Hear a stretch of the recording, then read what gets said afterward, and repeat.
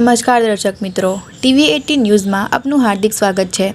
સમાચારની વાત કરીએ તો વડોદરા જિલ્લાના રાઘવપુરા અને રાભીપુરા ગામોમાં ભારે વરસાદને કારણે મુશ્કેલીઓ સર્જાઈ છે। ચોમાસાની આ સિઝનમાં ગઈકાલથી જ વરસાદે તોફાની બેટિંગ શરૂ કરી છે, જેના કારણે આગળથી પાણી છોડાતા રાઘવપુરા અને રાભીપુરા ગામોમાં પૂરના પાણી ઘૂસી આવ્યા છે અને ગ્રામજનોને ભારે મુશ્કેલીઓનો સામનો કરવો પડી રહ્યો છે। પાણી ભરાવાના કારણે લોકોને પોતાના ભોજન, પશુઓ માટે ઘાસચારો તેમજ ખેડૂતોને ખેતીવાડીમાં ભારે સમસ્યાઓ વેઠવી પડી રહી છે। રાઘવપુરા ગામમાં અનેક લોકોના ખેતરો તથા કબ્રસ્તાનમાં પણ પૂરના પાણી ફરી વળ્યા છે। આ ઉપરાંત રાઘવપુરામાં કેટલાક ઘરોમાં પાણી ઘૂસી જતા લોકોને સુરક્ષિત સ્થળે ખસેડવાની વ્યવસ્થા પણ કરવામાં આવી હતી।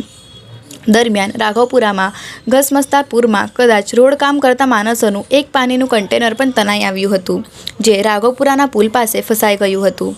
ત્યારબાદ ક્રેનને બોલાવીને પાણીના આ કન્ટેનરને સાવધાનીપૂર્વક બહાર કાઢવામાં આવ્યું હતું। આ કામગીરી દરમિયાન વડોદરા ગ્રામ્યના મામલતદાર શ્રી પણ સ્થળ પર હાજર રહ્યા હતા। પૂરના કારણે રાઘવપુરા અને રાભીપુરા જેવા ગામો સંપર્ક વિહોણા બન્યા છે। ટુ વ્હીલર અને ગાડીઓમાં પાણી ઘૂસી જતા અનેક વાહનો બંધ થઈ ગયા હતા। રાઘવપુરાના તળાવમાં પણ પાણી ઓવરફ્લો થઈને રોડ પર ઘસી આવ્યા હતા।